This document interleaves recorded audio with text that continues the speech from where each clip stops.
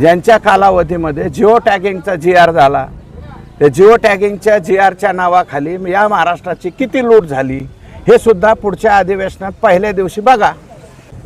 कुणाचं रजिस्ट्रेशन आहे, त्याच्यामध्ये कोणाचा किती वाटा आहे, कोण डायरेक्टर आहेत हे सुद्धा पहिल्या दिवशी कळल. ते म्हणले ना पहिल्या दिवशी हे कळल, तर हे बी पहिल्या दिवशी कळल जयंत पाटलांना.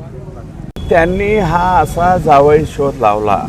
मी ते सभागृहामध्ये नव्हतो, मी बाहेर होतो. नंतर मी पळत गेलो. अध्यक्षांनाही परवानगी मागितली पण त्यांनी मला परवानगी दिली नाही. त्यांनी असा कयास मांडला की तुकाराम मुंडे साहेबांनी पुण्याला कुठली तरी एक बैठक घेतली होती, त्याच्यात 100-200 चेअरमन लोक होते प्रमुख, आणि त्या बैठकीत कोणत्या तरी मोठ्या पावडर प्लॅन्टचा एक व्यक्ती असं म्हणाला की बाबा सुरेश धसची पत्नी वगैरे, असं त्यांनी सांगितलं. दम भीम, आता दम भीम तर तो काय आमचा धंदा वगैरे नाही आहे दम भीम करण्याचा, आणि माझा असेल पण माझ्या पत्नीचा तर बिलकुल नाही आहे बरं का.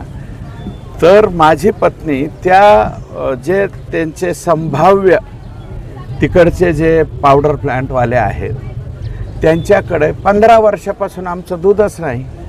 आमचे जे इथले स्थानिक विरोधक आहेत त्यांचं दूध मात्र त्या प्लॅन्टकडं जातं. मग त्या विरोधी पार्टीचे प्लॅन्टवाले जे आहेत त्यांच्या कदाचित कोणीतरी सौभाग्यवती किंवा कोणी फोन केला असेल आणि ते आमच्यावरती ढकलताय. माझ्या तालुका दूध संघाचं दूध हे मी फक्त नेस्ले ज्याचं 3 दिवसाच्या नंतर बाळाला दूध पाजायला सुद्धा पावडर वापरतात, ॲबॉट कंपनीचे नेस्लेचे, त्या नेस्लेला माझं दूध जातं. दुसरं जे आहे ते मदर डेअरीला माझं दूध जातं. मदर डेअरीला जी स्टँडर्ड आहे NDDBची देशामध्ये. आम्हाला हे असले पावडर प्लॅन्टवाले जे कुणी आहेत तथाकथित जयंत पाटलांचे प्रेमी कुणी असतील ते तर त्यांना आम्हाला दूध घालायची गरज नाही.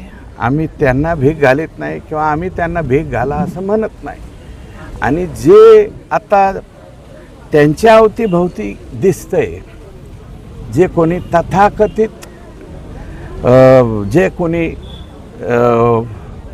मोठे डेअरी प्लॅन्टवाले आहेत, माझं मत आहे त्यांनी जर तुकाराम मुंडेंच्या बैठकीत बोलले असतील तर त्यांनी मीडियाच्या समोर येऊन बोलावं की सुरेश धसच्या पत्नीने मला फोन लावला, आणि त्यांनी FIR करावी, माझ्या पत्नीवर करावी. माझी पत्नी किंवा मी या देशामध्येच राहणार आहे, राज्यघटनेप्रमाणे चालणार, आमच्यावर FIR करावी. FIR केल्यावर त्याची चौकशी होईल, चौकशीत तर कळेल ना. आणि मग त्या चौकशीत कपोलकल्पित किंवा हवेमध्ये ढगामध्ये जयंत पाटील कसे बोलले हे सुद्धा उलगडा होईल.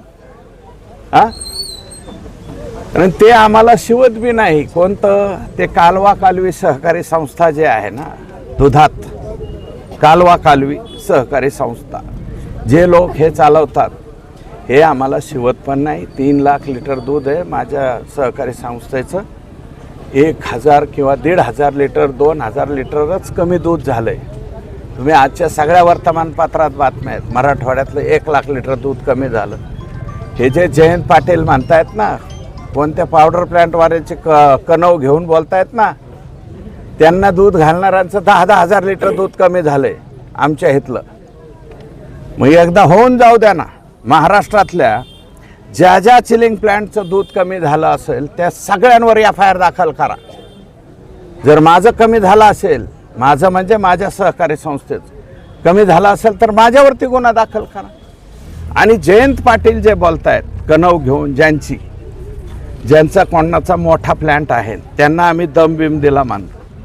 मी तर म्हणलं त्यांनी FIR करावी, पण त्यांचं किती दूध कमी झालं. तुकाराम मुंडे या राज्याचे आयुक्त झाल्यापासून जे कारवाया चालू झालेल्या आहेत आणि त्याच्यानंतर ज्यांचे दूध कमी झाले ते सगळ्यांवरती कायद्याने मानके, अन्न व भेसळ प्रतिबंधक कायदा मानके काय जे असेल ते त्याप्रमाणे गुन्हे दाखल व्हावे.